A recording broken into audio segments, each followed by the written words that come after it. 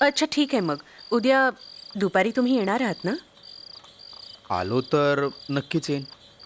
इथे तुम्ही कोणावर विश्वास ठेवताय? हे बघा, मी काही ऐकून घेणार नाहीये, पण वेळेच्या थोडं आधीच या हं. सत्याचा अभ्यासही बघून घ्या आणि जेवण तुम्ही आमच्याचकडे जेवून जा. तो उद्या जेवायला आला ना की त्याला जीवनाचा रस कळावा असा प्रयत्न कर. आनंद शोधावा त्याने. तुला काय वाटतं, तो येईल ना? येणार कसे नाहीत? माझं म्हणणं टाळू शकतील का ते? अगं चल सत्या, लवकर आवर. किती हळूहळू. हं, चल डाळीची तयारी कर. हो. मला तर आज असा स्वयंपाक करायचाय, असा करायचाय की बोट चाटून पुसून खावी. ताई, तू जेवलीस की नाही? 3 वाजलेत ग. आता ते नाही येणार. हरी पण ना असाच एखाद दिवस बेपत्ता होईल. कुणाला कळणार सुद्धा नाही की त्याला कुठे शोधायचं ते. पान गळीच्या पानासारखा कुठेही भिरभिरत जाईल.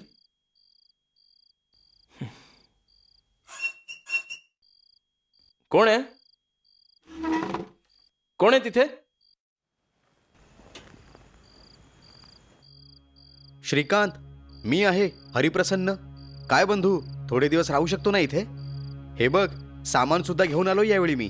पण तू अचानक गायब कुठे झाला होतास? ते सोड.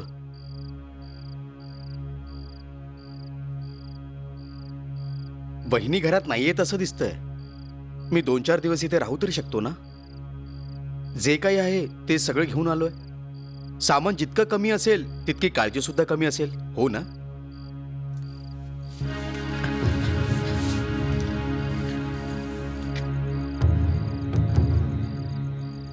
ही बघ, ही आणखीन एक वस्तू आहे. ही सुद्धा माझीच आहे. तुझे डोळे प्रश्न विचारतायत श्रीकांत. ही मी माझ्याकडे का ठेवली आहे? भय रोखण्याचं आणि भय निर्माण करण्याचं साधन आहे हे.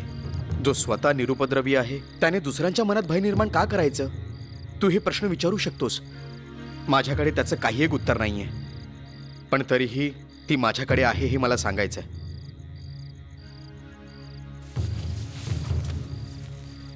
आणि हेही कारण आहे तुला विचारायचं. मी इथे राहिलेलं तुला खटकणार तर नाही ना?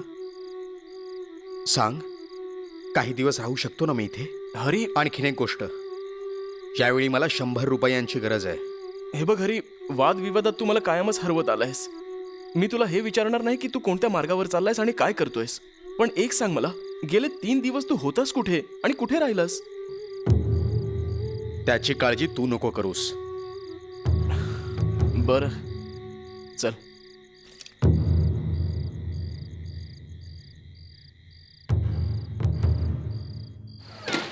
ही तुझीच खोली समज आणि हवे तितके दिवस आरामात राहा. अरे हो, पण माझ्यासाठी त्रास करून घ्यायची गरज नाहीये मित्रा. ठीक आहे, ठीक आहे. तू जेवलास का? जेवण? नाही. मग इकडच्या तिकडच्या चर्चा करण्याऐवजी मी तुझ्या जेवणाची व्यवस्था करतो. तुझ्या वहिनीला निरोप देतो की तू आलायस आणि उपाशी आहेस. माझ्यासोबत तुझंही जेवण पाठवून देईल ती. नको नको, त्याची गरज नाहीये. मी स्वतःच बनवून घेत जाईन. पोळी तर इतकी चांगली जमणार नाही मला, पण माझ्या हातची भाजी खाशील तर कधीही विसरणार नाहीस. त्याची गरज नाही भासणार. 1-2 दिवसात तुझी वहिनी येईलच परत. आणि हो, ती जेव्हा परत येईल ना की तुझं रिव्हॉल्वर जरा दिसणार नाही असं ठेव. स्त्रियांसाठी ते शौर्याचं चिन्ह तर आहेच आणि त्या त्याला घाबरतात सुद्धा. श्रीकांत, रिव्हॉल्वर अशी वस्तू आहे जी माणसाचा जीव घेते आणि तू तिला काहीही समजत नाही श्रीकांत. नाही रे, असं कोण म्हणतं? मी तर घाबरतो त्याला. पण मला एक गोष्ट माहिती आहे की एखाद्याला दुष्ट किंवा वाईट ठरवायला माणसाला खूप कमी अवधी लागतो. रिव्हॉल्वरचा चाप ओढण्यापेक्षाही कमी अवधी. जर रिव्हॉल्वर माणसाच्या आयुष्याचा भाग बनली तर ती फक्त विनाशच करेल.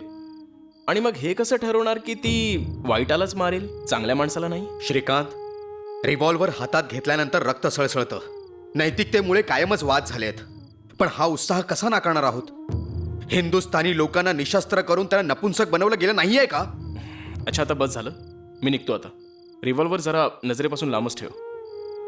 हरिप्रसन्न त्याच खोलीत आहे जिथे पहिल्या दिवशी त्याची आणि त्याच्या वहिनीची म्हणजे सुनीताची भेट झाली.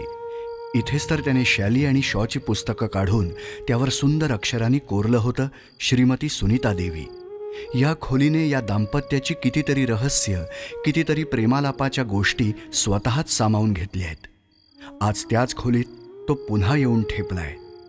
का ते माहीत नाही. जणू त्याला स्वतःला विचारायचंय, का का रे.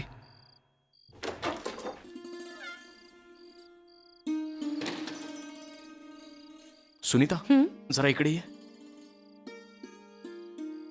सुनीता, तो आत्ता आलाय तर हे सगळं बेपत्ता. हरिप्रसन्न हरिप्रसन्न वाटतच नाहीये. तुम्ही विचारलं कुठे होते ते इतके दिवस? विचारलं पण त्याने उत्तर दिलंच नाही. बरं, त्याच्यासाठी लवकर जेवण बांधून दे. तुम्हाला काय वाटतं, यावेळी राहायचा विचार आहे का त्यांचा? वाटतंय तर खरं. सामान घेऊन आलाय, पण मी तर त्याला बघून घाबरूनच गेलो. का? खूप आहे का? हो, असं आहे की आपल्या खोलीत सामावणं कठीण आहे. तू कधी येणार? काही सांगू नाही शकत. मग मला त्रास होईल असं समजू नकोस. तो म्हणतोय की त्याला चांगला स्वयंपाक करता येतो. ते का करतील स्वयंपाक? दोन्ही वेळचं जेवण इथून दिलं जाईल. थोडे दिवस तरी आम्हाला मनासारखं खाऊ दे. ठीक आहे, मी उद्या संध्याकाळपर्यंत येईन. अच्छा, मग हरीकडे आपलं कौशल्य दाखवण्यासाठी उद्या दुपारपर्यंतची वेळ आहे, बरोबर? तुमच्याशी गप्पा मारताना स्वयंपाक करायचंच विसरले. तुम्ही थांबा, मी त्यांच्यासाठी काहीतरी करते. काळजी करू नकोस, जे असेल ते दे. तुझी पाककला परत कधीतरी दाखव. आलेच 5 मिनिटात. अगं, आणखी एक गोष्ट. हरीला 100 रुपये हवेत. याला काय अर्थ आहे? उधार द्यायला आपण सावकार आहोत का? त्यांना पैसे मिळणार नाहीत. त्यांनी सत्याला शिकवून पैसे कमवावेत. यापेक्षा जास्त काही करू शकत नाही आपण. बस. सुनीता, अगं ऐक तरी. हे बघा, हे काय बरोबर नाही. बरं बरं, उद्या सायंकाळी तू येतेसच, तेव्हा बोलू आपण. हं.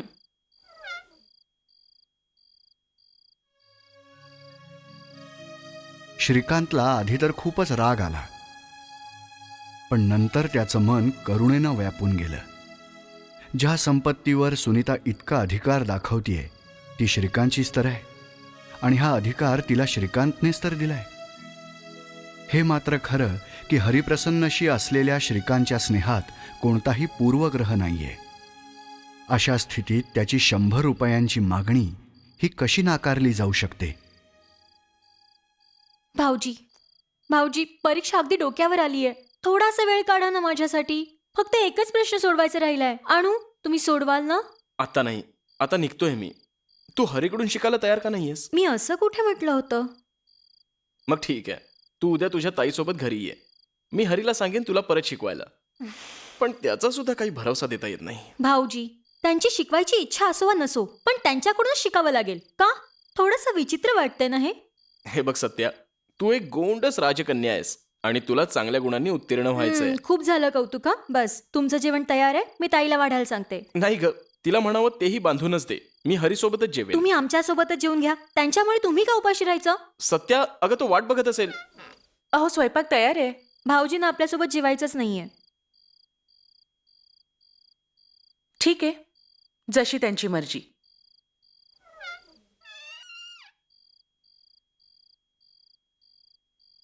त्यांनी काही सांगितलं?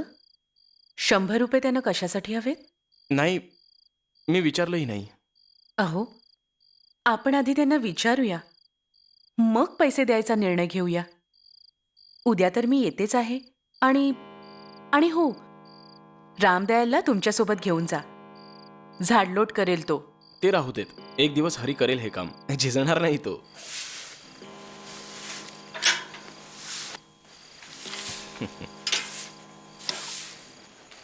अरे, हे काय सुरू केलंस?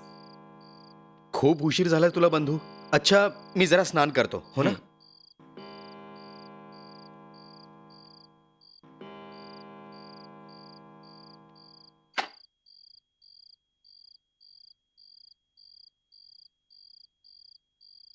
तू जेवून आलाच असशील ना? वेळ लागलाय का तुला? तुझ्याशिवाय कसा जेवेन मी? बरं, जरा भरभरावर, मला खूप भूक लागली आहे. अरे काय हरी, तू आराम करायचं सोडून आल्या आल्या झाडू धरलास? आजचं झालं, उद्या तुझी वहिनी येईलच परत घरी. काय? उद्या लगेच? हो, कसं बसं तिला परत यायला तयार केलंच मी.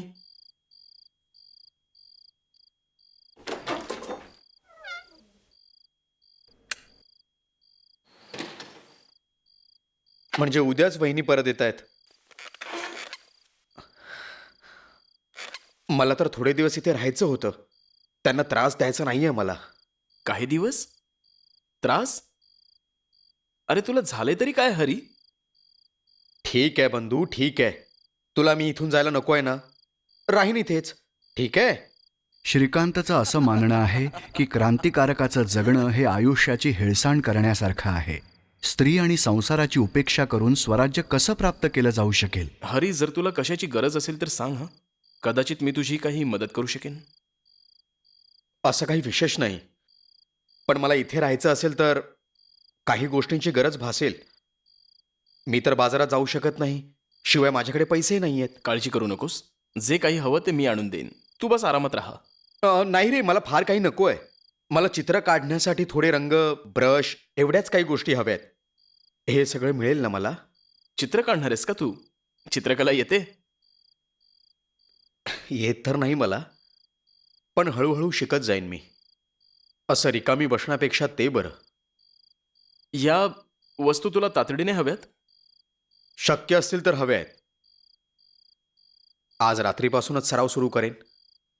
आणि जर मी आणू नाही शकलो तर? मग मग तर मला सतार वाजवावी लागेल. ती तर मला अजिबातच वाजवता येत नाही, आणि माझ्या हातून सतार तुटणार नाही याची शाश्वतीही मी नाही देऊ शकत. तू असा का करतोयस हरी? 2-1 दिवस जरा शांतपणे राहा ना. सत्या येईल, तिला शिकव. तुझी वहिनी येईल, तिच्यासोबत ओळख वाढव. जग तुला असं ओसाड वाळवंट का वाटतं? जगातल्या सर्व स्त्री पुरुषांमध्ये तुला काही स्वारस्य नाहीये का हरी? रिकामा वेळ आहे. कामात घालवला तर सहजपणे जातो, नाहीतर खायला उठतो. मी एकटा ह्यासाठी नाही आहे श्रीकांत की जगात कोणी नाही आहे. उलट ह्यामुळे आहे कारण मी एकटाच असायला हवा. म्हणजे याचा अर्थ फक्त वेळ घालवण्यासाठी तुला चित्रकला शिकायची आहे? चांगलं आहे. याच्याशी बांधून घे. कशाशी तरी जोडून घे स्वतःला हरी. अशा पद्धतीने एकटं राहून आयुष्य कसं जाईल? हरी, शक्य असेल तर ते रिव्हॉल्वर मला दे. मी त्याची विल्हेवाट लावून टाकीन. कच्च्या नजरेच्या समोर ते यायला नको.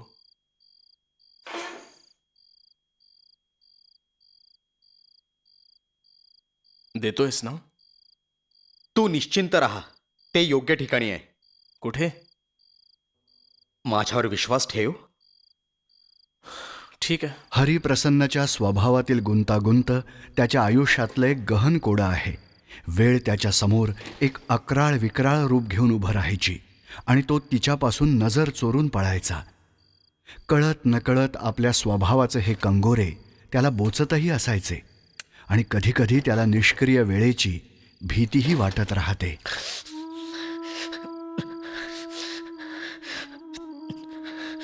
अरे रे, हा किती मोठा भ्रम आहे.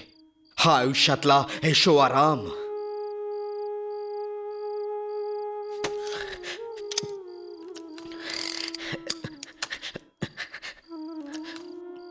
मी खरंच कधी कोणाला ठार करू शकतो का? नाही. हे सगळे इतके शांत कसे? यांना बघून मला किळस येते. यांना सामान्य माणसाचं दुःख कधीही कळणार नाही. अभिजनांसमोर यांना कधीतरी जीवन मरणाचा सवाल विचारला आहे का?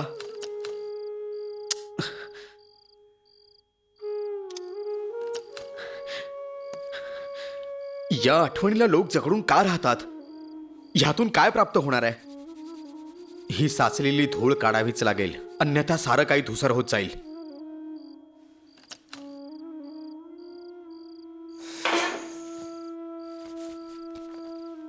ओ वेळ वेळ वेळ. वेळेच्या जाडजूड बेड्यांनी मला जखडून टाकलंय. माझ्या आयुष्याच्या प्रवाहात अडथळे आणत आहेत त्या. हा श्रीकांत इतका वेळ का लावतोय? माझ्या मनाचं इकडे तिकडे भरकटण्याचं कारण श्रीकांतच तर आहे. सुसंस्कृत समाजातही गुलामाप्रमाणे आयुष्य व्यतीत करणारे असे खूप लोक आहेत. हरीच्या आदर्श आणि विचारांनुसार सगळे पळपुटे आहेत. कधीकधी त्याला वाटतं की त्याचं एकट्याचं रिव्हॉल्वर काय करू शकेल. कधी वाटतं की खूप रिव्हॉल्वर्स एकत्र आणली तरी काय बदल करू शकतील. अंतर्मनातील या वादळामुळे हरिप्रसन्न अस्वस्थ झालाय. तुमची गरज आहे सर. आत्ता माझी गरज निर्माण करू नका. दिलेल्या आदेशानुसार काम करा. काही नवीन बातमी? तुमच्यासाठी बोलावणं पाठवलंय. का? तुम्ही आमचे आदर्श आहात सर. भावना कमकुवत बनवतात. जा आणि तुझं काम कर. मी जाऊ का सर? सांगितलं ना, निघ. आणखी काही आदेश? उद्या संध्याकाळी येतो. कुठे? इथे? हो, इथेच.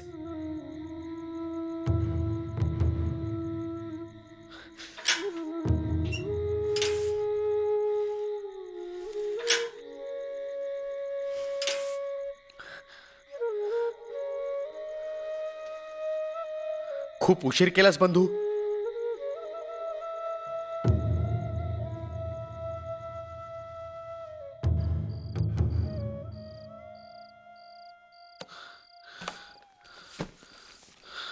हरी, नीट बघून घे. तुला जे हवं होतं ते सगळं यात आहे ना? श्रीकांत, आता काळावर मी विजय प्राप्त करेन. खूप उशीर झालाय. तुझा बिछानाही वर घातलाय. चल झोपूया आपण. नको रे, मी तर आता इथेच झोपेन. अरे असं का म्हणतोयस? चित्र तू उद्याही काढू शकतोस. हो, काढता तर येईल, पण माझ्या कल्पनेत ते पूर्ण उतरलं नाही अद्याप. मग मला झोप लागणारच नाही.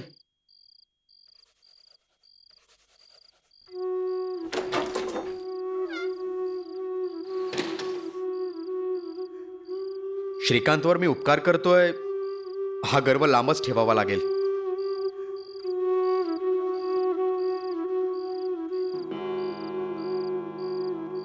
जी गोष्ट माझ्या मनाची वेदना होऊन आतल्यात घुसळते आहे, घुसळतच चालली आहे, ज्याने माझ्या आत्म्याला दंश केला आहे, त्या अमृताला, त्या रूपाला आज रेषांमध्ये उतरवावंच लागेल. मग एक रात्र जावो व अनेक रात्री, त्याला आकार द्यावाच लागेल. जी गोष्ट माझ्या मनाची वेदना होऊन आतल्यात घुसळते आहे, घुसळतच चालली आहे, ज्याने माझ्या आत्म्याला दंश केला आहे, त्या आकृतीला, त्या रूपाला हाच रेषांमध्ये उतरवावंच लागेल. मग एक रात्र जावो व अनेक रात्री, त्याला आकार द्यावाच लागेल. वर असेल आकाशाचा निळा शार घुमट, तो शांत आहे आणि तरंगहीनही.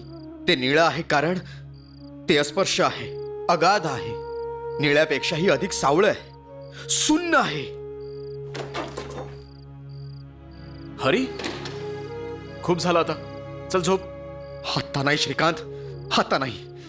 हे तू बरोबर करत नाहीयेस हरी. तू माझा पाहुणा आहेस हरी. तू जागा असशील तर मी कसा झोपू शकेन? असं वेड्यासारखं का वागतोयस तू? हो हो, मी आहेच वेडा. कारण मला असं वाटलं की हे माझं घर आहे आणि समंजस माणसासारखं कसं वागायचं हे मला तुझ्याकडून शिकावं लागेल. हे घर तुझंच आहे हरी. मला असं म्हणायचं नव्हतं. मला तर फक्त एवढंच म्हणायचं की तू थोडा आराम करायला हवास. वर असेल एक विशाल स्तूप, गर्द काळोखाने मिट्ट भरलेला एक स्तूप, समोर विस्तीर्ण पसरलेलं पहुडलेलं एक सपाट मैदान. त्याने शहरं, गल्ल्या आणि जंगलं पालथी घातली आहेत. केवळ रिकाम्या वेळेपासून दूर पळण्याच्या प्रयत्नात पायांना फोड कधी आले ते कळलंच नाही. या शोधामध्ये त्याने स्वतःची मनःशांती, स्वास्थ्य गमावलं असेलही, पण त्याने बरंच काही प्राप्तही केलंय. जीवन त्याने खूप जवळून पाहिलंय.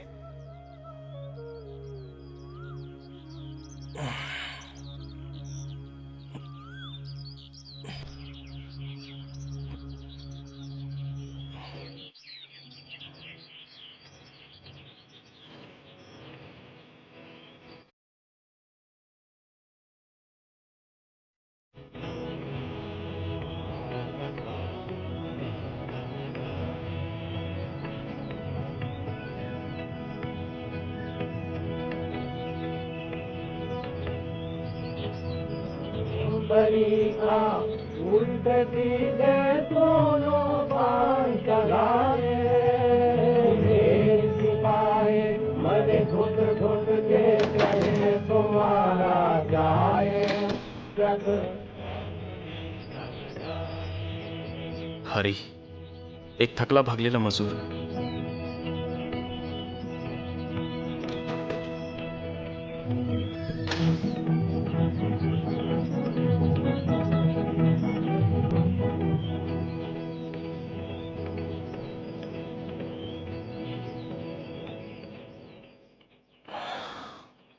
मला कल्पना आहे की तुझा परमात्म्यावर विश्वास नाही आहे, पण मला हे म्हणू दे, ईश्वर तुला सुखी ठेव. मी तुला असं अस्वस्थ बघत राहण्यासाठी इथे ठेवून घेतलं नाहीये.